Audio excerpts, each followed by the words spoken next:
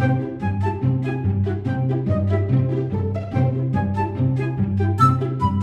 guys! Hi. We've decided to just do like a quick, well no, not a quick, we'll see how long it takes, but we're going to talk about our Japan trip and the places and the things that we're planning on doing in Japan, because we just thought it'd be nice to kind of like share our rough itinerary with you guys, because we're still kind of planning things. It is rough. We're going in October.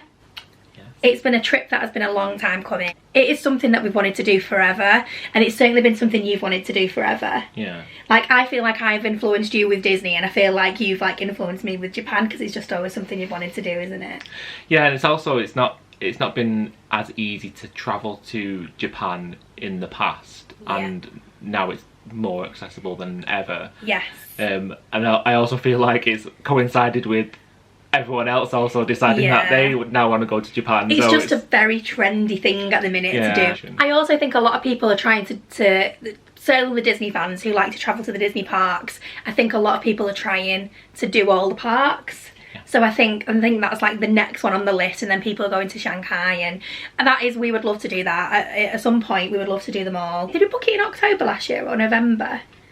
It's a while ago. Yeah, it was a while ago. And it was like a year in advance, because it's when the flights came out. Yes. Wasn't it? When we booked it. We were waiting for the flights to come out. Yeah, we're flying with Japan Airline, which, to be honest with you, I think talking to other people, most people fly British Airways, because I think it's a little bit cheaper to go with British Airways than it is Japan Airlines. However, because it's such a long flight, we are going in premium economy for that reason as well, because we just thought for it's a 14-hour flight, we just wanted a bit of comfort. We are going from London Heathrow, so we're actually driving down to London, staying the night before, and then flying the next day, leaving the car there. I kind of feel like it's nice, like it adds a bit of excitement to the trip. Like a pre-travel day. Yeah, almost, isn't it? yeah. It's actually an overnight flight. Yes, so it's like us coming back from America, really. Like, it's kind of that kind of flight, and then we arrive in Tokyo Haneda in the afternoon. The next day, yeah. I'm excited to experience Japan Airlines. I feel like it's kind of a good way to kind of start the holiday. I've looked at like some vlogs on the food and everything. I feel like it's like you go into Japan, and I feel like it's a great way to kind of start that trip. We're doing 4 nights in Tokyo. We're planning on doing things like we're going to do the Sky Tree.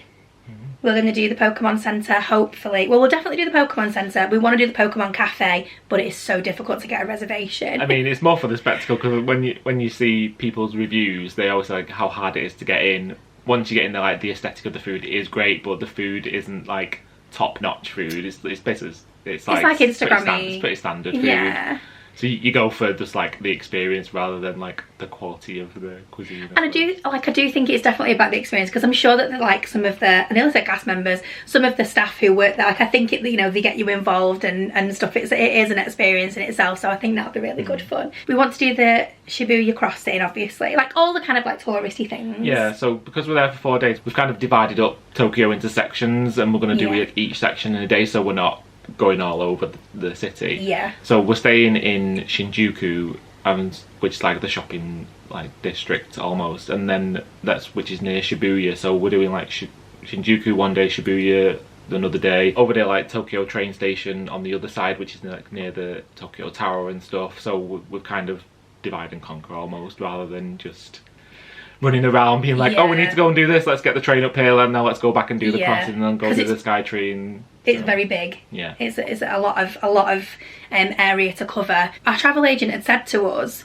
make sure, like basically he was going to make sure that obviously they do a rail pass, and he said, I don't know whether it's going to be worth you purchasing the rail pass depending on where you're going and when you're going to be using the train. So actually we haven't got the rail pass, but what he has done is booked all our he's booked our buses and trains and everything for us, which is great. There's actually a calculator online that you can put in all the train journeys that you plan on doing, then it'll calculate whether it's worth buying the JR pass or not. Yeah. So you don't need to do it. Worth it. Yeah. So. You don't need to do it through a travel agent to do that. You can obviously go and do that yourself if you want to. And they have put the price of the JR pass up quite significantly last October, I think it was, so it's probably not worth it even more than ever now. Yeah, certainly have a look and see the journeys that you're going to be doing, whether it's going to be substantially cheaper not to. But you still have to book your train. Even though you get the JR pass, you can't just walk onto the train, you still have to book your place on the train. So either way, you'll be booking your individual trains. It's just whether you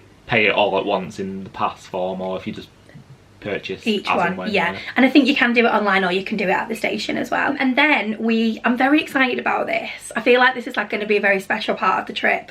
So we're hopping on a highway bus, very race across the world, and I feel so we're going to Lake Kawaguchiko, which is not far from Mount Fuji, and it was very important to me. And the thing is, we might not see it because of the clouds, but something I desperately wanted to do was to get some like good like photos of us like near Mount Fuji. Now, as I said, weather dependent, sometimes it's very cloudy, you can't see it. For that reason, we've decided to stay 2 nights, and that's where we're staying in a ryokan. And we've got an outdoor bath as well, which will be really nice. We won't be vlogging doing that, but we'll show you. We'll show it you. Onsen, as they call it, don't they? Is it? Yeah, it's a private onsen, isn't it? But they also have a public onsen in that building as well. So it's a traditional Japanese room that we've got, with futons. So, and then like the table is like very low, and you sit at the table like on the floor. Like, I'm just really super excited. Like, one of the things that obviously it's nice to do is to do something that's a little bit like obviously like cultural and do something, you know. So obviously a lot of the things we're doing obviously the theme parks and everything as well, but we wanted to kind of do that and obviously see Mount Fuji as well. So, and they've got a rooftop where they've got like a foot spa. It's not a spa, is it, but like a foot bath. And that's got great views of Fuji as well, so we're very excited about that. And it's just a beautiful area. Like, we've watched some vlogs on it, and it's just such a beautiful area, and I'm just hoping the weather's going to be nice. It's going to be a big difference between going from Tokyo, which is like full on, to then just complete relaxing opposite, for 2 days. And we're going to go and do, I can't remember the name of it, but there's a pagoda that we want to go and see, and that's got great views. It's the picture, if you've ever seen a picture of a pagoda and then Mount Fuji in the background, is that pagoda. So after we've done 2 nights there, we're then going on to Osaka. So we have to kind of do a bit of a detour, and we're going back to Mishima via the bus, and then jumping on the bullet train, which we're very excited about.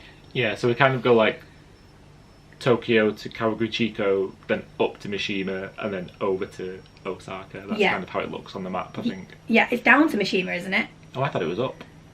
We'll double check that. Either way. No, yeah. It's a good job, isn't it? Let's be honest. Then we're gonna hop on the bullet train and go over to Osaka, and we've got 3 nights in Osaka, is that right?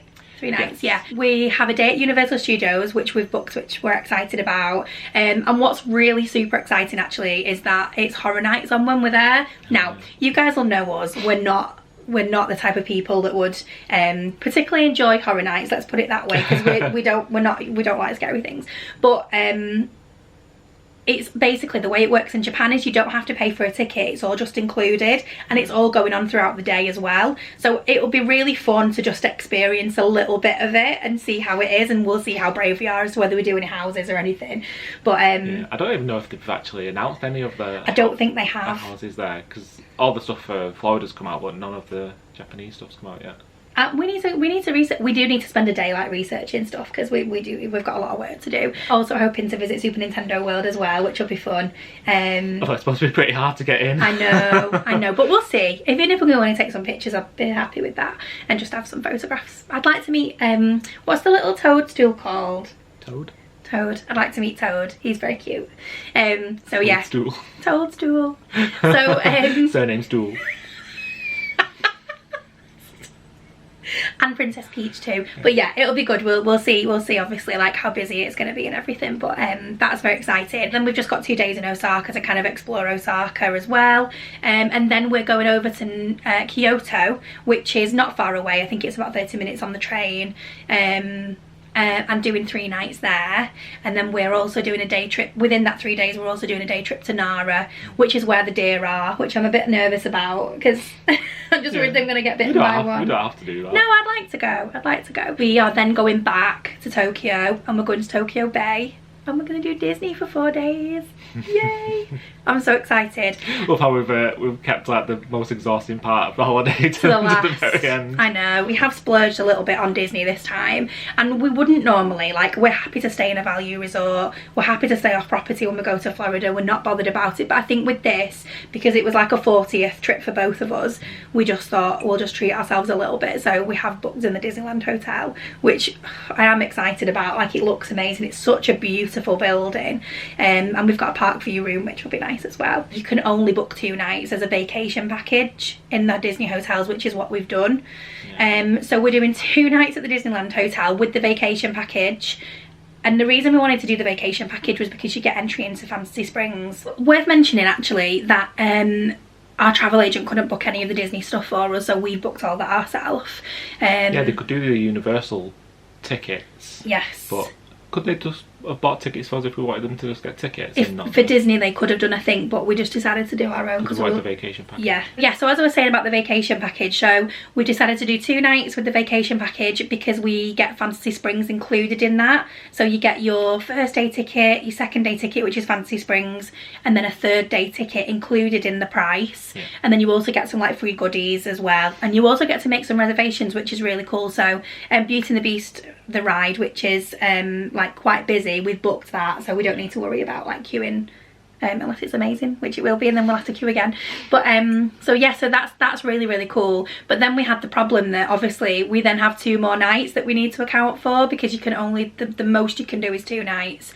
So what we decided to do is, because you get the 3 days ticket with the vacation package, we only actually need a 1-day ticket for our last day. So we're going to do 2 nights. Well, originally I asked our travel agent to price up one of either the Hilton or the Sheraton at Tokyo Bay. And when we found out the cost and we looked at the Disney website, we thought we could probably get 2 nights in one of the Disney hotels for not much more, if not the same. Yeah. So we think we're going to stay in the Disney Ambassador Hotel for the last 2 nights, and then just buy a Disney park ticket for the very last day separately. So I think that's what we're going to do.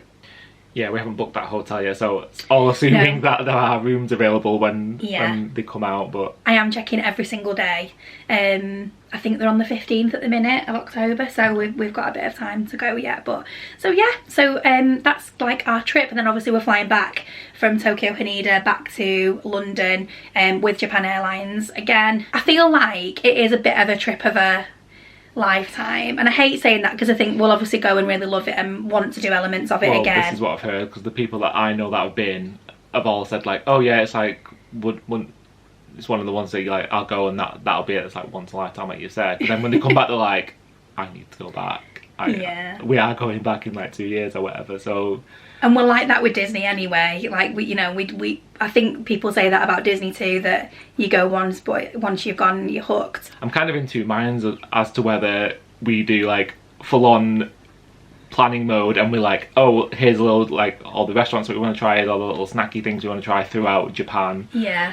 And all like the sightseeing things, or do we just take it easy and just wander around and see what we come across? So I'll tell you what I think. I think happy medium. I think let's choose some places we desperately want to go to. Let's put those into a list, and then I think the rest of the time. Yeah, and it's just hard, isn't it? Because if you then put everything into like a full itinerary, and then we don't quite do I'm sort the of thing. Stressed when you're there. And it's not just that, you don't know how long things are going to take. So when we go to the Skytree, for example, we could be there for an hour, we could be there for 2 hours, 3 hours, you just don't know. So you don't want to have to leave early because you've got like reservations somewhere, do you? So. Exactly. So things like we want to do the Pokemon Cafe and things like that, if we can get reservations for them, then obviously we'll work around those. But I think everything else, you know, well, but we do need to have a planning evening, don't we? Yeah. To sort things out. Because I did sort of like did one the other day with like very basic, like here are some key areas that I want to see, like some shrines that I want to see, and some areas that I want to go to, parks and things, but then nothing else around it. It's things like restaurants and places to eat, and to be honest with you, for me that's really important. So I think we should put some extra time into looking at like restaurants and things like that, especially the villages and stuff. Yeah, the good thing is that there's like a 7-Eleven on every corner, and they sell sandwiches and things like that. It's supposed to be amazing though. Yeah, I know, I've heard. So but at least there'll be something. I'll be fine. Oh yeah. But yeah, I'm excited. Like, I'm really excited. I think because of my allergies and because of, I think like because of the unknown, and because obviously we're so used to doing very similar trips all the time, this is going to be a new adventure for us. Obviously the language as well. I'm so excited though, because like all I've heard is nothing like but amazing things about how nice the people are. and I don't know, we were watching a vlog this morning and like everyone just seems so happy, and like I'm just really excited. Like I just can't wait. So if you've been, drop us a comment in the, or if you're going, let us know in the comments down below. Like, have you got anything that you would recommend? Is there anything that you, if you're planning on going, is there anything you want us to kind of like have a look at if we're there, you know, if we're in the vicinity, and check things out for you guys? Like, just, yeah, give us some tips and things, because we're kind of open to suggestions and stuff. So thank you so much for watching this week, guys. Sorry it's not been like a weekly vlog, but we'll be back with our weekly vlogs from next week. Thank you so much for watching, as always. Really do appreciate it, and we'll see you all next week. Bye. Bye.